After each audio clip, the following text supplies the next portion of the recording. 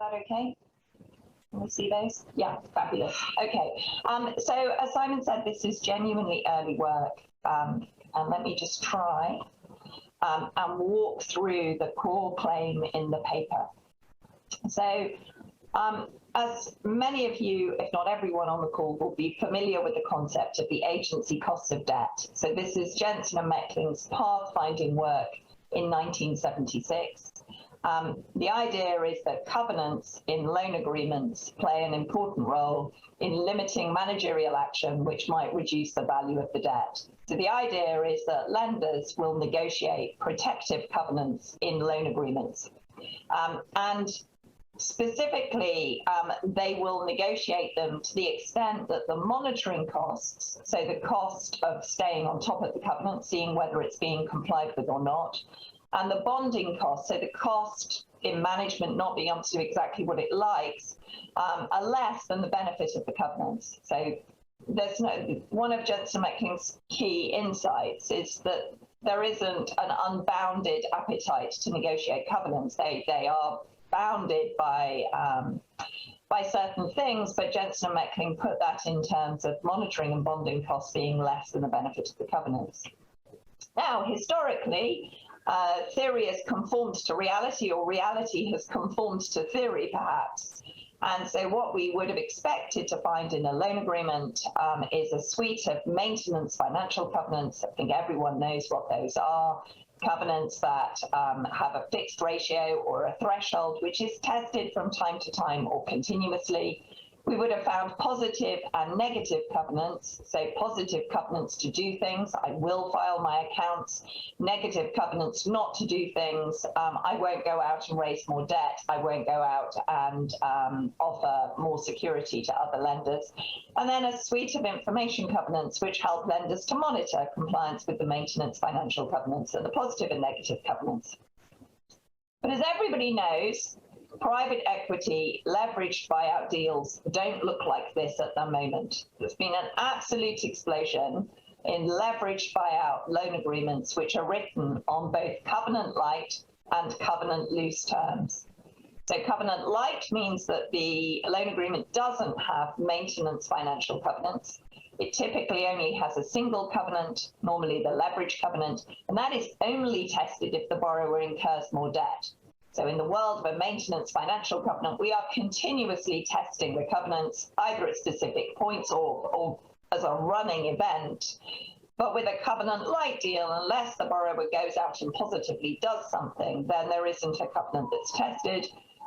But also, and I think this has attracted perhaps a little bit less attention in the literature, these loans, and indeed even leverage loans that are still on maintenance financial covenant terms, the covenant package has become much looser. There are a lot more flexibility for management to do all sorts of things and stay within compliance of the covenant loose phenomenon. And the focus of this paper is on this covenant loose phenomenon. I have already written about the covenant light phenomenon, and this paper really focuses on the covenant loose phenomenon. Now, what have the consequences of covenant loose been?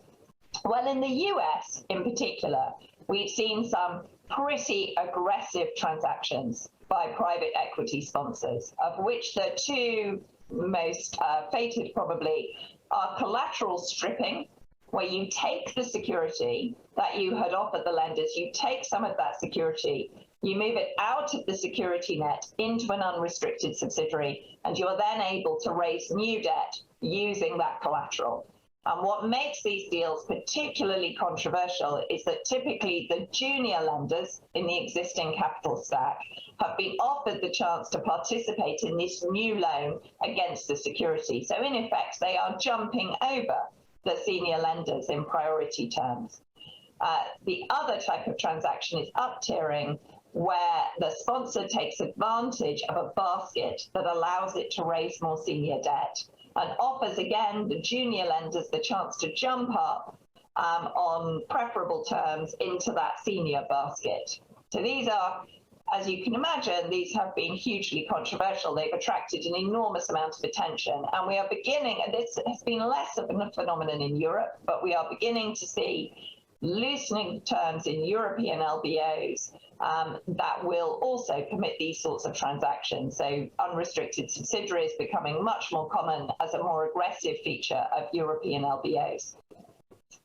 Now, the dominant interpretation in the academic literature for covenant loose, these two transactions, collateral stripping and up-tiering, is that this is unscrupulous exploitation of contractual flexibility by sponsors. In other words, they were not supposed to be able to do these sorts of deals. Just because the covenants were looser, everybody understood what the deal was. This wasn't the commercial deal. You weren't supposed to be able to allow your junior lenders to jump over your senior lenders in a collateral stripping or an up-tiering transaction. And effectively, the claim is that there are big loopholes in these covenant loose deals, and the sponsors exploit them. Now, I don't find this explanation very convincing. And I don't find it convincing for a few reasons, which are covered in much more detail in the paper, but I'll just give the headlines here. The first is that any person who, and I had a long career in practice before I became an academic, and I have drafted a lot of loans. And although I think it's entirely convincing that the draftsman didn't see that the specific consequence of the loosening was collateral stripping or up-tiering, to use the Rumsfeldian epithet, any draftsman would know that the looser you make the covenant package, the higher the possibility of known unknowns. We can't be precisely sure how this covenant loose package will be exploited, but we know it's going to be. The second reason I don't find it very convincing is that the market did not react to these deals by shutting down the provisions in the covenants. So we didn't see, the first of these deals was J.Crew, and that was quite a few years ago now.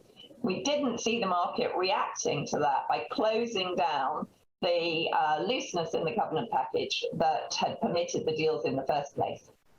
Again, I say much more about this in the paper than I can say here. There are pushbacks against that, for example, contract stickiness. I don't find that very convincing. These LBO loan agreements are written by a relatively small number of firms and a relatively small number of teams. So if they wanted to react, then they could. There are arguments it's a sponsors market. I don't find that very convincing either. Even in a sponsor market, if the lending market sees something that it really can't tolerate, then it reacts against it. And we've seen that in the past with, for example, boycotts of European high yield terms. So I don't find it very convincing as an explanation. And so in the paper, and this is quite a big claim, and as Simon says, it is very early work, so all feedback welcome. But in the core claim in the paper is that this is very simplistic, and that the presence of detailed covenants in a loan agreement is dependent on the organizational and institutional environment. And the other massive shift that has occurred is the rise of the collateralized loan obligation as an investor in private equity sponsored leveraged debt. So they now account for a very significant part of the market. It is collateralized loan obligations, so effectively securitization vehicles that buy up these loans and issue notes against them. These vehicles account for a huge part of this market. And the claim in the paper is that there are very good reasons for a CLO manager and the junior investors, possibly not the senior investors, but and the junior investors, to prefer to just keep a loan performing if they possibly can. In other words, not to come to the table to negotiate. And I contrast this in the paper with banks, where I argue that there is a much greater incentive for a bank to come to the table, have a look, see what's going on. If there's nothing to worry about, we charge a waiver fee, and then we go home again. I argue in the paper that for a collateralized loan obligation manager, a CLO manager, the incentives are different, and that the world has really changed. So that if you come to the table now, the trading price of the debt may drop.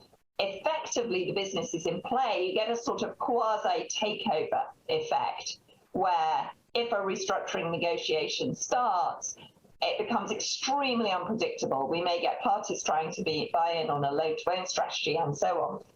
And then in the paper, I look at three specific CLO features. The first is the over-collateralization test, so with an eye on the time. These are effectively tests which are run so that money is not diverted to the junior investors in the CLO if there are difficulties with the portfolio. The basic idea is that if the CLO fails the over-collateralized test when it's run, then the money is diverted to the senior lenders until the CLO portfolio catches up again. There's actually quite a burgeoning literature about the incentive effects of these OC tests in the finance literature, but not, as far as I'm aware, focusing on this specific issue. Now, in the paper, I argue that one of the things that will cause you to trip the test is if too many of your portfolio loans go into default. So if they are in default, and certainly if you end up in any kind of reorganization procedure, then you trip this test. And the particular problem with that from the CLO manager's perspective is that that means not only does cash not flow to the junior investors, the CLO manager's performance fee is also switched off. So if I'm a CLO manager, I've got a huge incentive to pass that OC test. And much less, or a very great concern if too many of my loans become non-performing in a way that causes me to fail it. And then I make some other points in the paper. There are problems for CLOs in participating in reorganization negotiations, which I go through in the paper. There are also potentially problems for them in participating in both exit financing and, if the consequence of the reorganization is a debt for equity swap, in the debt for equity swap. So the core claim in the paper is that if I am a CLO manager, as much as possible, I want to prevent default triggers in my loans, and covenant-light loans certainly do that. You know, we're not on an ongoing basis testing financial covenants, so we're losing the canary in the coal mine. And we are not necessarily getting a warning trigger that causes us all to come to the table to start the negotiations. But the move in the paper is to say that's not enough. It's no good if there's an underlying problem and I manage to prevent the default, so I manage to prevent coming to the table to negotiate, that's great. But I also need the situation to be sorted out if it possibly can be. And so the suggestion in the paper is that a CLO manager has got a major incentive for the sponsor to try to resolve the situation outside a formal reorganization procedure if they possibly can. And so the suggestion in the paper is that covenant loose terms provide sponsors with the flexibility to do that, to address the default. Now, I sort of got that far with the project, and the project started as an investigation into what we should do about what I think are a whole bunch of drivers for pushing restructuring as late as you possibly can, of which I think this is just one. But then when I tried to unpick the incentive effects, I found it fantastically difficult. So first of all, let's just anchor ourselves. In a Jensen and Meckling world, we had a fairly straightforward unidirectional agency problem from the shareholder to the director to the creditor. So the central idea, which some on this call have written about, that the central idea was that when the business is in distress, the shareholders have got every incentive to try and save it if they possibly can, because if it goes into a bankruptcy process, they are the residual claimants, they won't get anything. And so let's just stick it all on number 18 and hope for the best. The director is aligned with the shareholder because they want to save their jobs. If the business goes into a bankruptcy proceeding, they're much more vulnerable to losing their jobs. The creditor, on the other hand, not so keen about putting it all on the number 18, may well want to come in and capture what is there at the time. So that's the relatively straightforward original idea of the agency problem in distress. But what you find when you unpick the modern private equity leverage buyout situation is an unbelievably complex, but also multi-directional web of agency problems. So the CLO junior investor appears to be aligned with the manager, but probably not aligned with the senior investor, or arguably not aligned with the senior investor. And that agency problem is meeting the classic agency problem coming the other way, the shareholder director agency problem, but the CLO manager appears to be aligned with the shareholder and the director, and not really behaving in the classic sort of creditor format. And when you map that onto trying to work out who the winners and the losers are in all of this, I found it impossible to do. The first thing is that when the aggressive transactions, up-tiering and collateral stripping happen, the trading price of the debt becomes extremely volatile, but it certainly doesn't just collapse. It seems to bounce around. And so it's entirely possible that senior creditors who didn't like the deal were able to trade out at a pretty good price. You can't begin by saying that the senior investors were clearly prejudiced by this.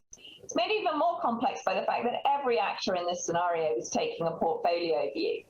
So one of the really interesting things is that when you look at the litigation that has blown up around collateral stripping and up-tiering in the US, you find funds bringing the litigation who were clearly winners in other cases where exactly the same strategy has been followed and where a different fund is bringing the claim. So on a portfolio basis, it's entirely possible that this worked out spectacularly well for them. There's simply no way of knowing. And that litigation point, I think, is also important because it's entirely possible that many of the lenders who have litigated actually bought in on a litigation strategy. They bought in when the price of the debt was low on a litigation strategy, hoping to drive a settlement. And there have been settlements in some of these, not many actually, but in some of them. And then finally, at a sort of 50 million fee basis, it seems likely that this flexibility, coupled with the absence of the default trigger, will give a large number of sponsored portfolio companies the opportunity to trade out, whereas before they would have ended up in a costly, highly unpredictable reorganization. So it's certainly not the case that every time one of these relatively aggressive transactions is implemented, that everybody is going to lose out. And so that leaves me with a bit of a problem, because if that's right, and when you write an academic paper, it's pretty important to come to the implications. It's not enough just to map what you've done, and it's incredibly difficult to come up with any concrete proposals if my analysis so far, and as I say, it's very early, but if it's even vaguely in the right space, it's very difficult to come up with concrete proposals. Very hard to see what a regulator should do. Very hard to see what an investor should do, because on a portfolio basis, as I say, the picture may look quite different. And so the paper's a little bit cowardly at the moment in that where I've ended up is saying, well, one thing is for sure, we had better make sure that our late stage corporate bankruptcy tools are fit for purpose. So I particularly write in the corporate insolvency, corporate bankruptcy space.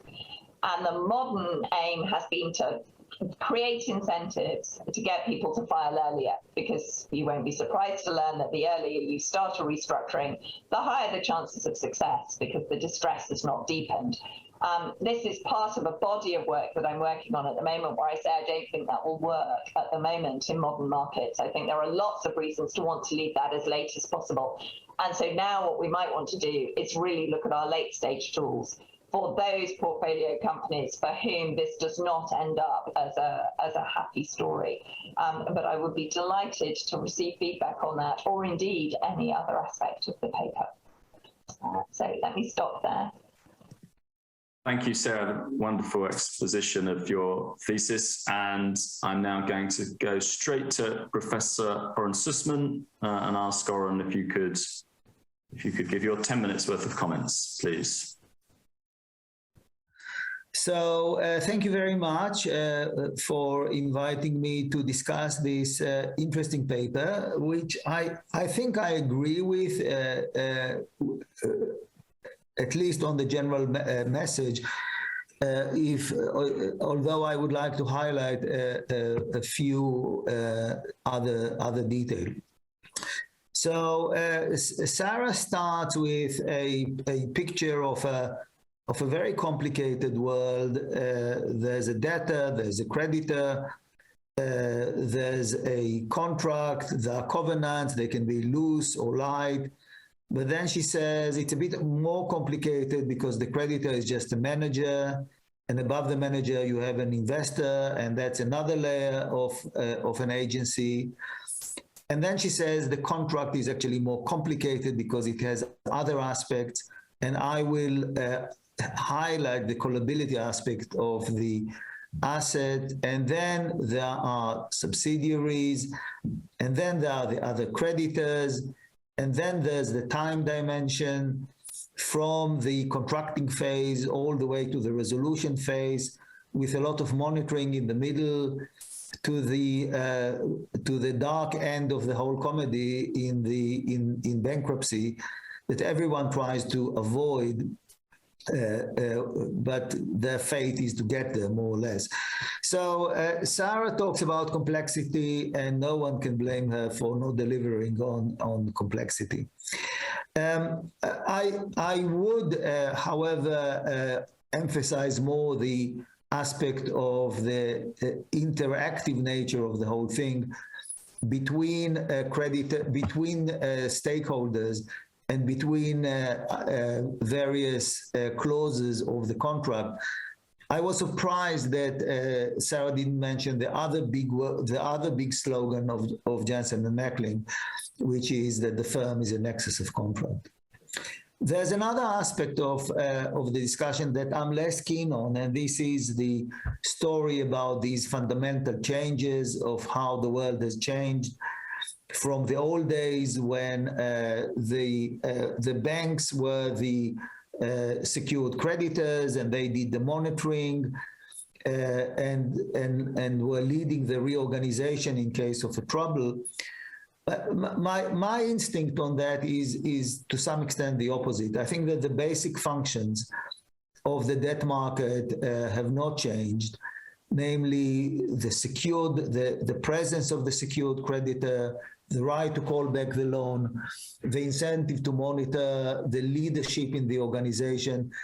These things have not changed. They have just been rebundled after the repeal of the old regulatory system that was present in the days of Jansen and Meckling. So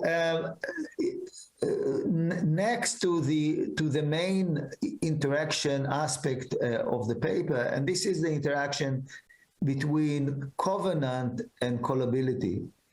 And here there are two effects, or two cases. The first case is when the loan is a term loan, and the covenant is allowing the secured creditor to convert, essentially to convert the loan to a callable loan and call back the collateral.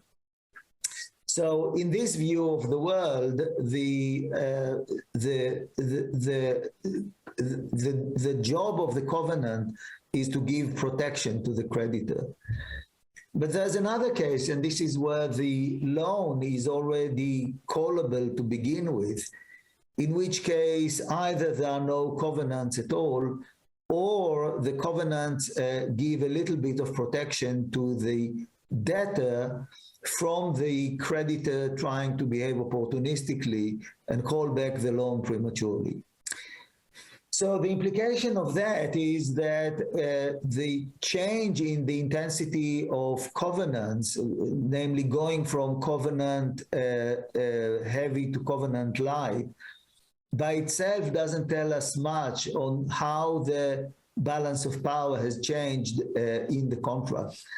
Namely, it might be the case that the loan stays as a term loan, and the covenant light gives more freedom to the manager, to the debtor, or that when the covenant are becoming more loose, the debt is becoming more callable, and actually this is an indication that the contract was tightened in favor of the creditor.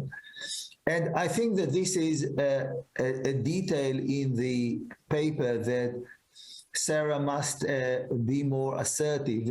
I think that Sarah is in the direction of thinking that this is a tightening of the contract, but I think that has to be said more explicitly.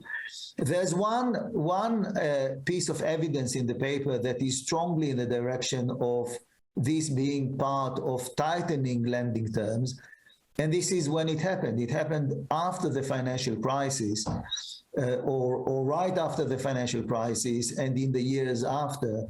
And we know, this is just evidence from one OECD report, we know that firms have stayed quite in deep debt and largely in low quality debt.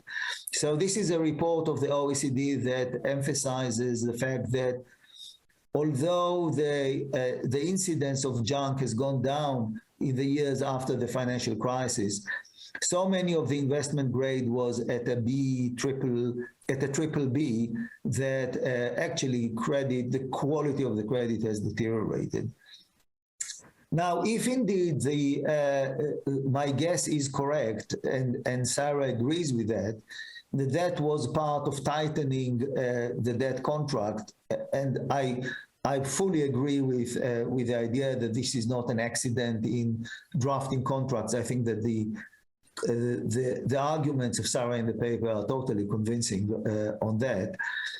Then it follows that the senior creditor with a covenant light but calling rights heavy contract has a strong incentive to monitor what's going on in the company and was fully aware of what's going on, including the asset stripping. Now, what is the motivation of the senior creditor to be complicit in asset stripping? Well, already in the old system that Sarah describes a bit idyllically as a relationship system with relatively good relations or goodwill between the party, it was not unheard of that senior creditor colluded with managers, either against owner or against more junior creditors. So that is not unheard of, existed always in that market. Obviously, the senior creditors have a strong, particularly in America, a strong incentive not to go to bankruptcy court, which might dilute their rights. And sometimes they will buy off certain junior creditors just in order to get them out of the way in Chapter 11. So this is, I don't think that this is a different interpretation. This interpretation of the paper is conflicting with Sarah, but I think it highlights different aspects of it. The last point I want to make is that some people think that subsidiaries are the Achilles heel of a securitization system. I don't think so. I think that in many cases, subsidiaries actually help to tighten the right of the senior creditors. So just the fact that there are subsidiaries there is not an indication that something is going wrong. I'm running out of time. It's a very interesting paper. I do recommend everyone to read it. And I'm quite curious to hear the next discussion. Thank you. Thank you very much, Oren. I should point out that as with most of the papers that we're discussing over the next couple of days, they're not actually yet public, so one will have had the opportunity to read the work. I'm sure I'm sure it will be public at some point, but for the time being, most of the papers we're discussing are too early to publish. So that's why we're relying heavily on the presentations from the authors to understand the thesis. Thank you, Oren. They were excellent comments. Really appreciate it. Don't forget that we would really like to have comments and questions from those of you who are watching. We'd like you to do more than watch. We'd like you to participate. So please, if you've got a comment or a question, put it in the chat. If you just want to say something, just put a big Q in the chat, and I'll call on you to speak. What I'm going to do now is turn over to Seb Reger to give his comments. Then we'll give Sarah a few minutes to respond or to react to what she's heard from our discussants. And I hope we'll also have some comments from other participants at that point as well. So Seb, over to you. Thanks, Simon. Trying to go to the next slide. So you know where I'm coming from. My practice involves advising both institutional investors and alternative asset managers. So I very much share Sarah's impression that the world has become increasingly complex, and if you advise investors, trying to disentangle incentives of your asset managers can become very, very difficult. What I generally have seen is, I'm not trying to judge it, this is my perspective of having operated in this market for more than a decade. There's a fragmentation and there's a shift from traditional banking to alternative asset managers, and I think that is has a lot of consequences. I observe that PE houses have enormous purchasing powers, and that means they have contractual bargaining powers that they can sort of impose how contracts are being drafted. Critically, PE houses have increasingly become the entity which is will hold the pen on deals. So they will almost impose, instead of the bank doing it, it's the PE house who starts with it. And that, I think, shifts the balance of power slightly. Philosophically and emotionally, a lot of people acting in this market, they are now coming to loans. They're treating them as tradable financial commodity. And I think that is a fundamental shift in the way investors look at it, because if it's a tradable financial commodity, it is something that you trade in and you can trade out if it no longer satisfies your needs. And that goes hand in hand with alternative asset managers who specialize in very different sectors of the market. There are some who target specifically non-performing distressed debt. And that means if you, as an investor, you end up buying a loan that you no longer want, you can actually get rid of it. I think that is important when you try to work out what types of terms do you want in a contract. Turning more our focus to CLOs. CLOs have generally very good track record and performed well during the financial crisis. Right? You don't need to confuse it with CDOs if you hear that. And so generally, they have now a track record, and investors go into it, and they're here to stay, and they will buy significant numbers of loans. It also means managers have a reputation to lose, and they have every incentive to return money to their investors, which they have managed to do. Now, disentangling the incentives can become very, very complex when you look at, once you're down at that level of sort of entities buying loans and using them for investors. And I think there are lots of drivers. And when you look at CLOs, you need to take into account the importance of rating agencies. Rating agencies are set criteria, and deals will be structured around rating agency criteria. It's all about getting a AAA tranche, which is, from an investor's perspective, from a manager's perspective, as cheap as possible. Investors will buy the tranche based on the rating criteria, because that's the perceived risk they're taking. I think that's one thing that's important. The second one is that we now have risk retention requirements which apply in all of the major Western jurisdictions. And that means most collateral managers in CLOs will be forced to hold the most junior tranche, at least 5% of it.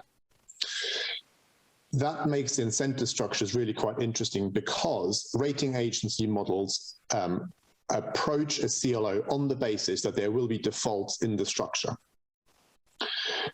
And it means if you hold the junior tranche and there are defaults in the structure, you expect to be wiped out at some point.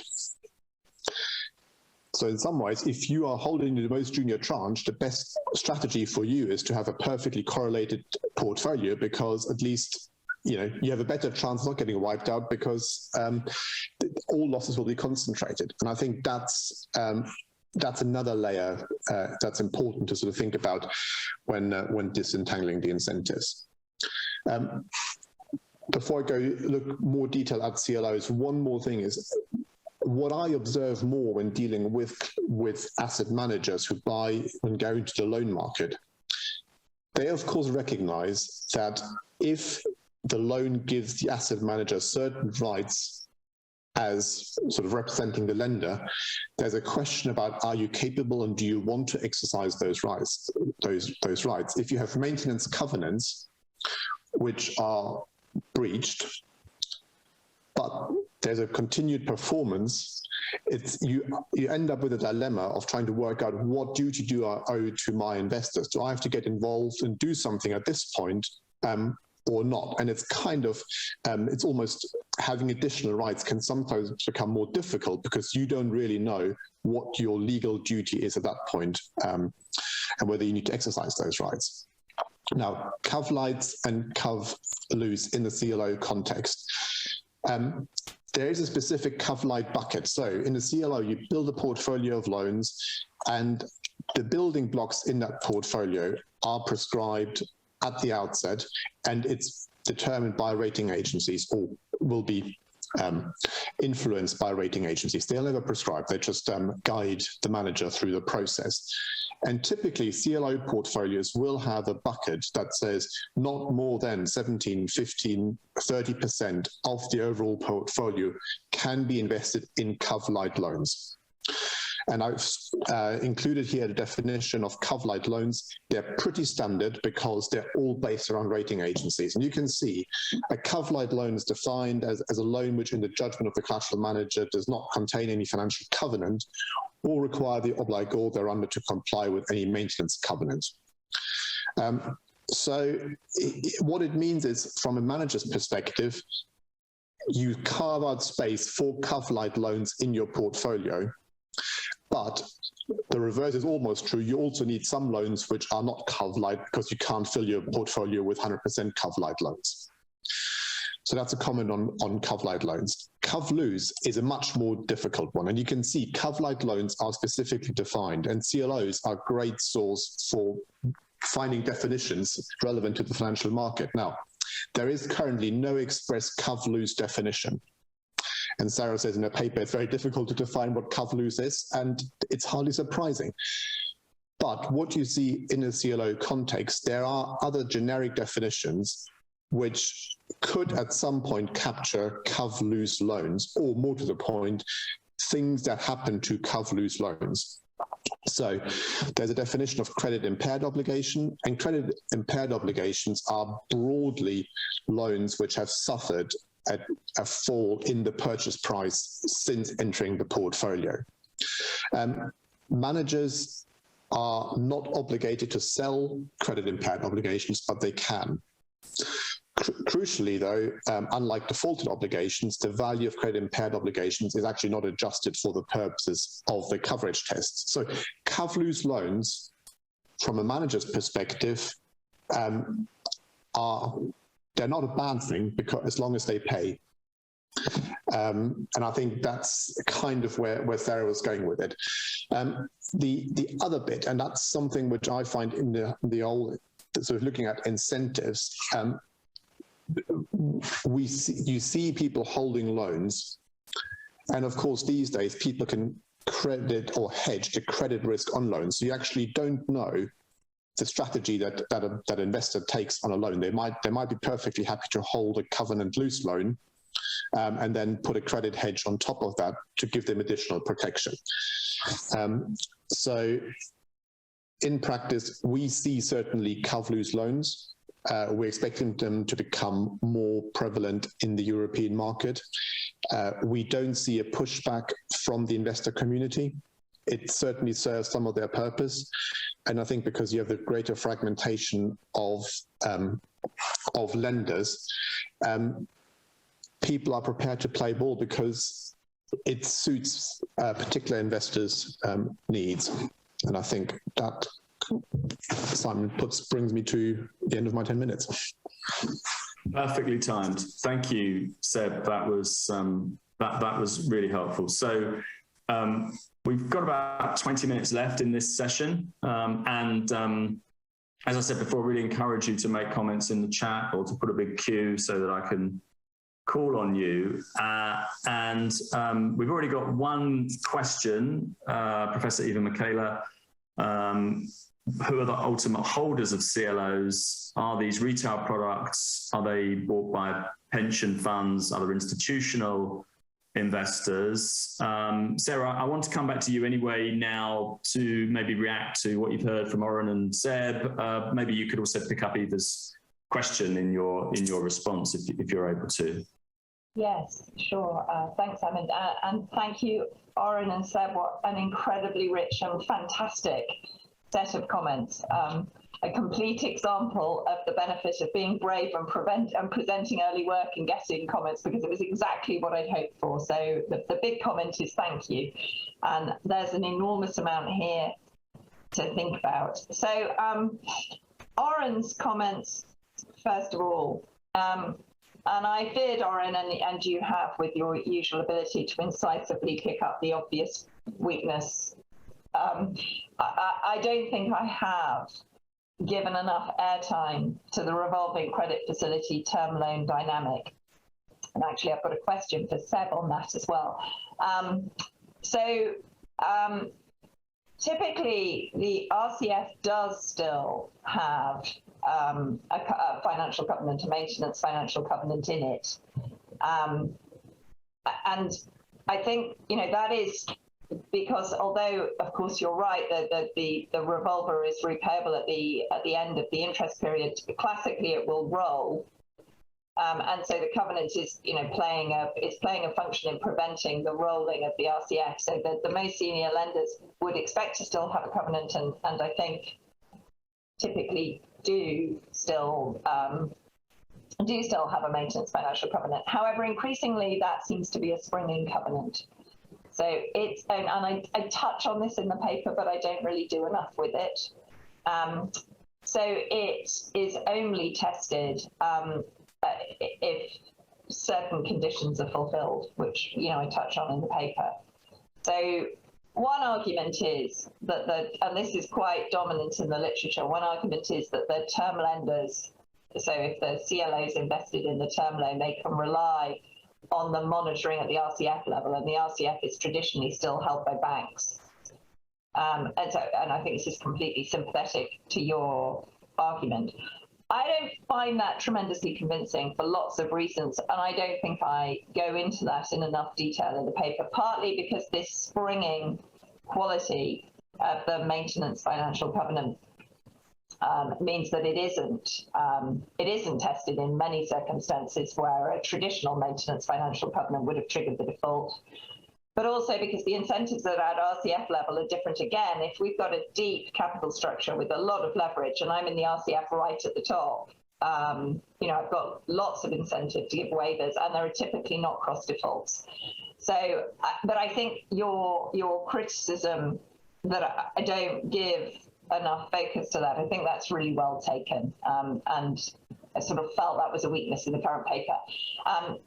I should say part of the problem as an academic is the word count. So all the time you're trying to work out how you can square away the things that you've really got to cover within the word count that you've got. But that's a slightly lame excuse.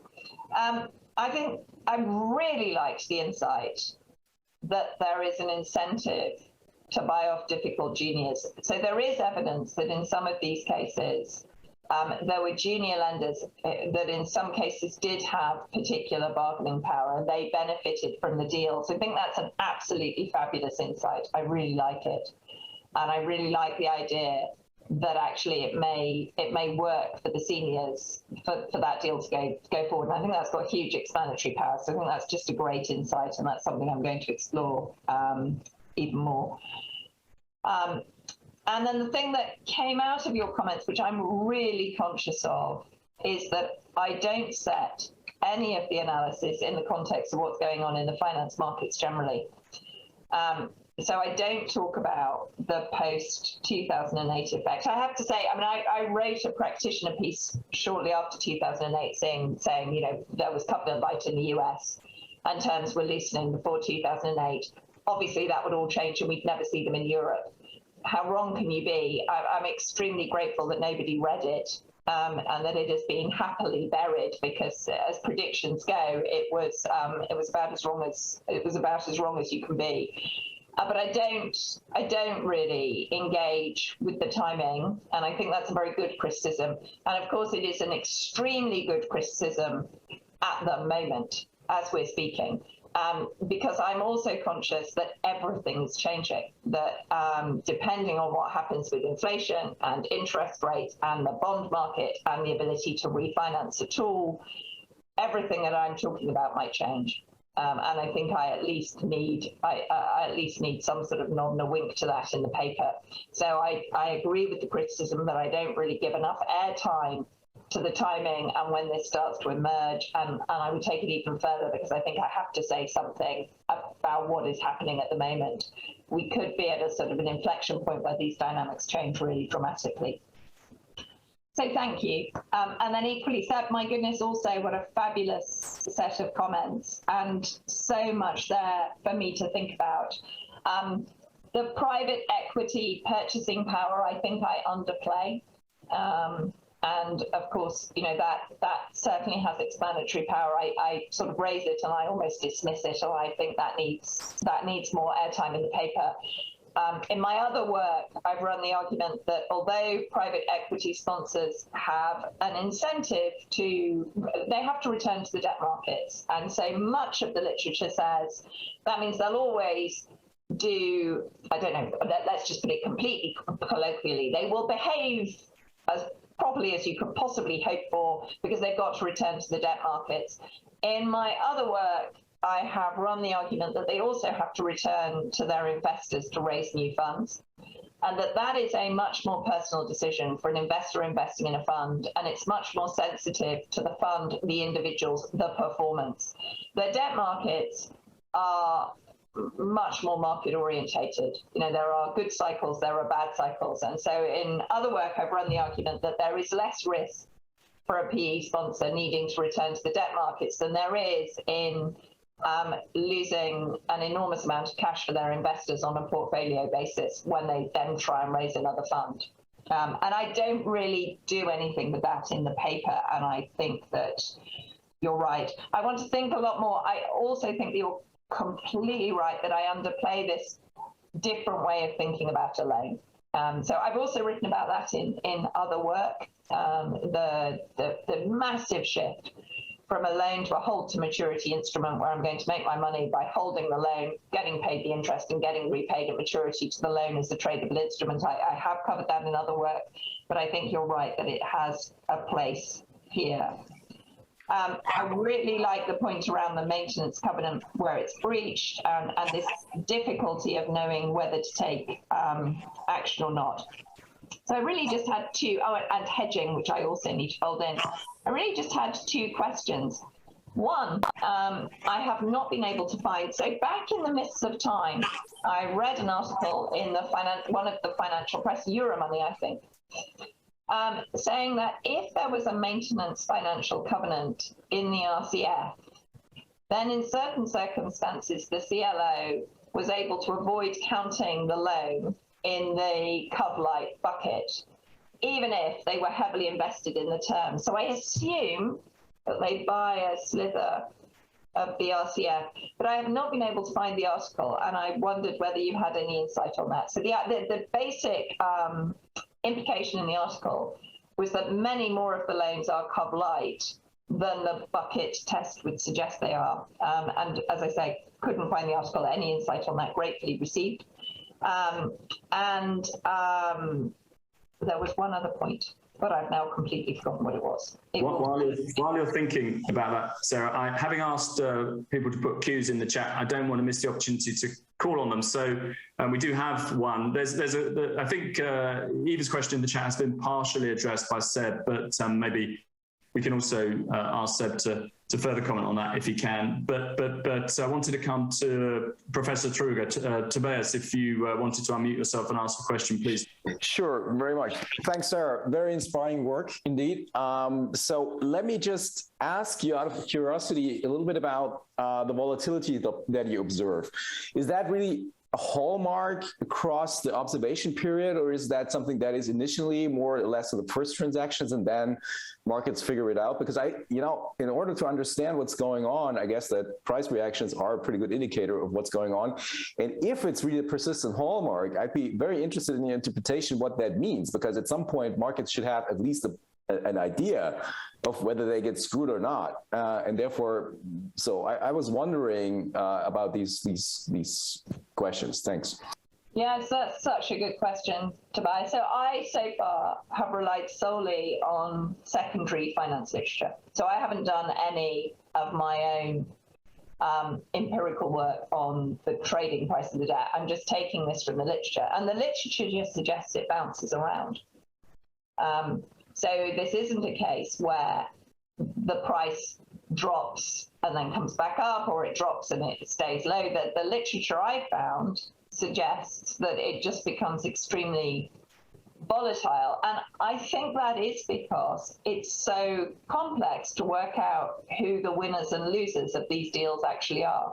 And if ultimately it prevents the firm from filing for bankruptcy, so if the market's been assuming that maybe this firm was going to have to file for bankruptcy with all of the direct and indirect costs that go with that, and that's been avoided, I don't know if that's part of the story.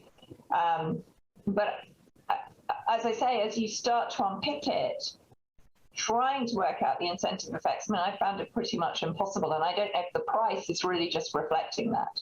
And Seb may well have more insights. In terms of the tranches, as far as I understand it, the buyers are sort of who you would expect, the pension funds and the insurance funds in the senior, and then as you go down into the junior tranches, it's the hedge funds, the alternative investors. So as far as I understand it, the investment pattern follows the investment pattern in securitization more generally. I don't think I truly hope this isn't a retail product. If it is, then I think an awful lot of retail investors are in serious trouble. But it's an institutional product, I think. And as I understand it, broadly reflecting who you would expect the investors to be at the different tranches. Seb, did you want to come in? I agree with everything Sarah said. And critically, the most junior tranche, it will typically be bought by the collateral manager because they're required to buy it and hold it to the very end until they're wiped out, which is kind of the purpose of having the junior tranche there. And that was the other point, Seb, that was the other point that I have not covered at all, and which I absolutely clearly need to. I was aware of it, I just haven't done anything with it in the paper. And I've clearly got to think about that because I suspect, and I don't know whether over the next 2 days, there will be discussion in other papers about the difference between recovering a fee on an ongoing basis and keeping everything rolling along and your ultimate exit investment. And my sort of intuition, but it's only an intuition, is that the performance fee remains important, but I really need to go away and think about that. And I don't cover it at all in paper. So that was the point I forgot about that I particularly wanted to pick up.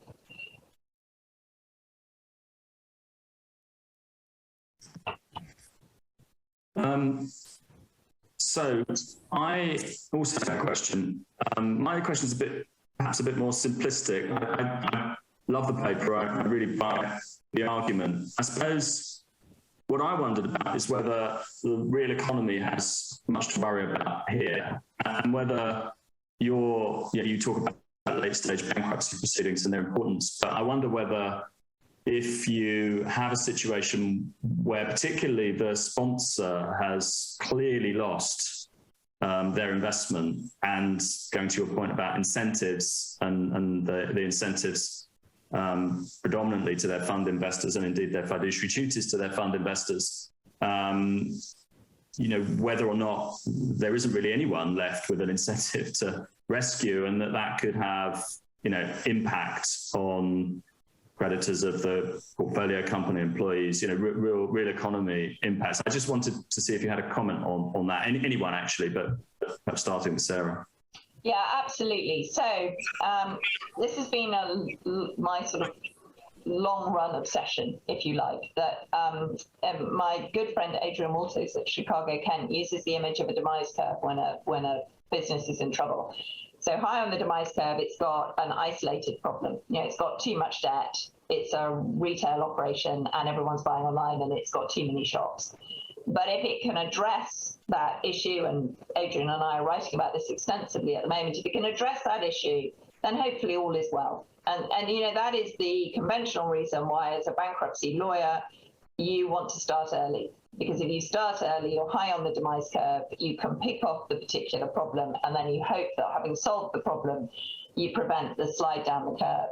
But what happens when a business is distressed is that news leaks out, and as news leaks out, everybody else starts to react. So suppliers move from 90-day terms to wanting cash on delivery. Customers lose confidence that their warranties are going to be honoured, or that the product's going to be delivered, or whatever it is, and so they start to go to competitors. And so what happens is the longer it goes on, the more you slide down that demise curve. And then the later that you intervene, the less chance that you can rescue something, basically. So, if the business has fallen a long way down that demise curve and the suppliers are reacting and the customers are deserting and cash is just desperate, the lower down that curve you are, the less chance that our restructuring tools, just doing a debt for equity swap probably isn't going to work at that point. You are going to have to compromise operating liabilities. You're going to need something much larger. And at that point, it's much less likely to succeed. And so the real worry, I think, with the underlying forces, and I think this CLO force is just part of the story. Vince Piccola at Wharton is also writing about this from a private equity perspective. There are lots of forces pushing out the incentives for restructuring to happen later. And the worry with that is where raising more senior debt doesn't work. You just end up with a more levered company that still can't turn itself around. And by the time you get to the table, the situation is an awful lot worse. And at that point, the chances of saving the business for the employees, for the suppliers, for the customers, for everyone else is much less. And we've seen this actually in the UK, not with private equity sponsored businesses, but we've seen some very high profile listed companies go down that curve at a heck of a rate. So that by the time you're trying to save them, it's just too late. It's unraveled to such an extent. And so the paper, which started off actually with quite a different ambition, the paper has really become part of the story about focusing on those late bankruptcy tools. And at that point, and the completely down in the weeds nerdy point, which isn't really for this audience, is that the English corporate bankruptcy tools are not very good for restructuring late. They assume that you restructure early. So I have lots of criticisms of Chapter 11, but it's much better late than we are. It's much better at getting its arms around a business that has slid a long way down the demise curve than our tools. So that's sort of where the paper has ended up going, although that's not really where it started. Thank you. I've got like 2 minutes. If Seb or Oren, you want to make a final comment, please feel free. Oren, you're on mute. I just wanted to make one comment that I think that the idea that you can get that everything is tradable and you can easily get rid of it is a bit exaggerated, because we know that these markets are not liquid, and they're not liquid because they have a very serious lemons problem. So that's another factor that actually takes the new structures closer to the old structures. So I think there's a bit of an exaggeration in general by how much the world has changed, including in this particular aspect. Interesting. Thank you. I mean, that is interesting. I think, one of the big questions is, let's assume that they are pretty liquid at the moment. I mean, the big question, the sort of elephant in the room must be, are they going to stay liquid? With the forces at the moment in the wider economy that are changing. And I'd certainly agree, Oren, that if the loan market in the UK, you're absolutely right. One of the reasons it's not as liquid as it might be is because it's very cumbersome to trade loans compared with trading a bond. So, you know, I completely agree with that. But I also think you make a really good point, which is that if liquidity dries up, then all of this changes. All of this assumes a generally liquid environment. And if that changes for any reason, then the analysis will completely change. Thank you. I think it's an excellent session. Thank you so much, Sarah. We're all looking forward to seeing your paper in print, published. We'll look out for it. Oren and Seb, thanks very much for some really helpful and insightful commentary. We really appreciate it. So thank you very much. We're going to move now to the next session. We're moving from the